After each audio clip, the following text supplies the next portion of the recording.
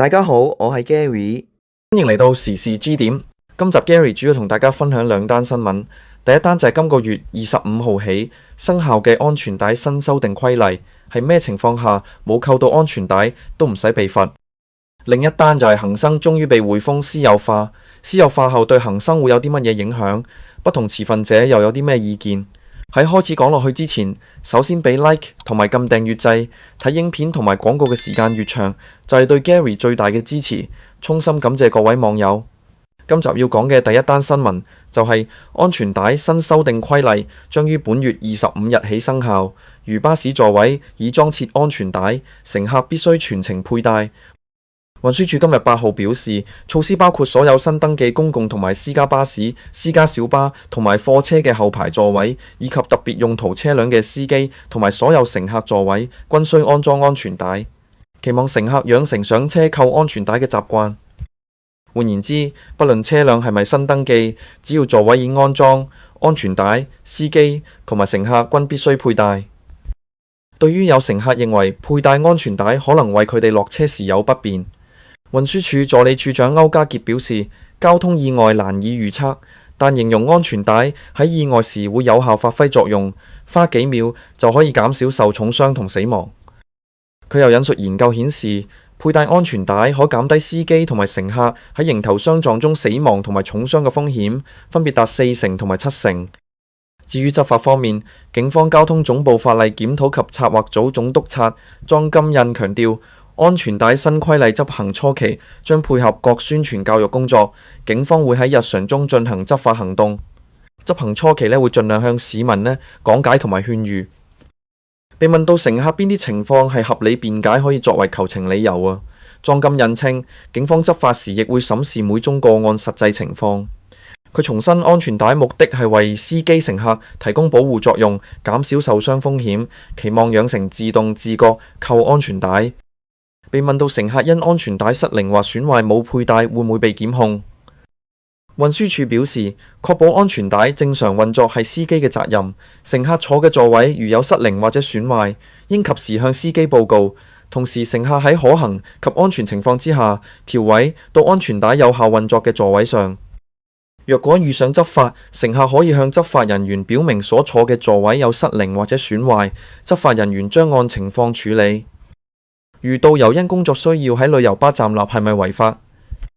運輸署表示，所有乘車乘客性命均重要。根據世界各地導遊習慣，導遊會喺開車前或停車後向遊客講解旅遊要點，但係當車輛行駛嘅時候，就必須扣好安全帶，安坐座位上。署方又提醒導遊同時向遊客作出教育宣傳，呼籲佢哋要扣好安全帶。警方交通總部表示，警方將喺日常中定期巡查同埋執法。校巴上學童安全帶鬆脫保姆要即時幫忙扣好。喺學童乘坐校巴或者商用巴士嘅時候，跟車保姆應喺開車前確保所有學童有佩戴好安全帶。若果中途有學童安全帶鬆脫，跟車保姆應先喺自己座位上口頭勸喻，若勸喻不果，可以喺安全或者停車情況之下為學童扣上安全帶。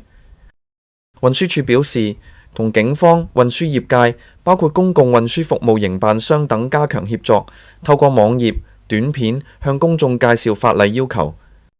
另外，1月25日同日起，任何司機喺駕駛時均不得使用多於2部流動電訊裝置，包括電話、平板或者手提電腦等，而有關裝置嘅屏幕對角長度不可超過19厘米，亦不能阻礙司機目視道路同埋交通情況。違反規定嘅司機最高可判處罰款2000元。近年手提電話越出越新類，包括有3節機電話出現。3節機電話每個熒幕都運行，係咪計算為3部裝置？歐家傑表示只要有關裝置嘅屏幕對角長度唔超過19厘米，3隻機都淨計算為1部流動電訊裝置。另一單要講嘅新聞就係匯豐提出將恒生銀行私有化嘅決議，今日喺法院會議及股東大會獲得通過，意味呢家喺香港上市逾半世紀嘅本土銀行將正式退市。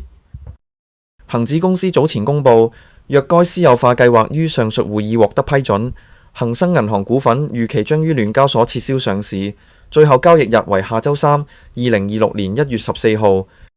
根據計劃文件所在嘅現行時間表，恒生銀行將於1月14號收市後，以當日收市價從多隻指數及其分類指數中剔除。我哋一齊睇睇唔同持份者嘅睇法，當中包括大股東、前恒生高層及多位小股東。老牌家族股東工廈大王楊耀松家族其長子楊國佳坦言，匯豐提議私有化嘅價格吸引，會支持提議。俾佢啦，價格咁好、咁靚、咁高價，點解唔俾佢呢？據本地傳媒翻查股東名冊，工廈大王楊耀松家族成員目前手握至少62萬股恒生，以私有化出價推算，價值超過9616萬元。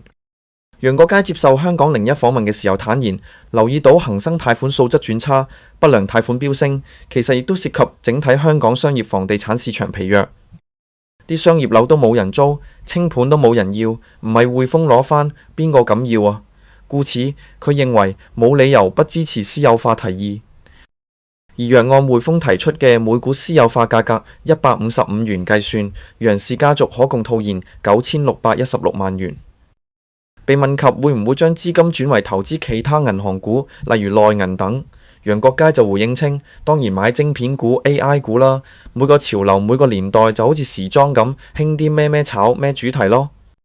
值得一提啊，恒生現價徘徊154元附近，僅較私有化作價極輕微折讓，而公司市值2882億元。另一位前恒生高層陸廷龍稱恒生早已匯豐化。陸廷龍現時為紅微資產管理行政總裁，曾經喺恒生銀行任職私人銀行同埋信託服務主管職位，長達13年，至2021年尾先至離職。對於坊間日後恒生匯豐化之說，佢就表示匯豐本身持有恒生銀行60%股權，匯豐管理文化都早已體驗喺恒生銀行中，故此預計即使私有化之後，對於恒生銀行本身作為本土銀行等目前所有嘅特色，相信唔會有太大變化。小股東鍾先生談及恒生私有化時，眼泛淚光，坦言梗係唔捨得啦。佢持有恒生股票超過30年，將呢次私有化比喻為嫁女，感慨今次真係要嫁啦，希望佢嫁得好。佢回憶道：恒生從前嘅職員服務親切周到，走進分行就好似返到屋企一樣，賓至如歸。呢個係當時其他銀行做唔到嘅。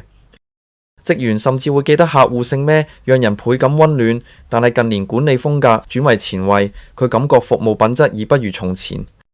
至於另一位小股東鍾女士表示支持私有化，佢表示自己早年以每股10元買入恒生銀行股份，坦言要錢緊要。問及恒生私有化後唔再於香港上市係咪可惜，佢則回應：咁匯豐都一樣嘅啫。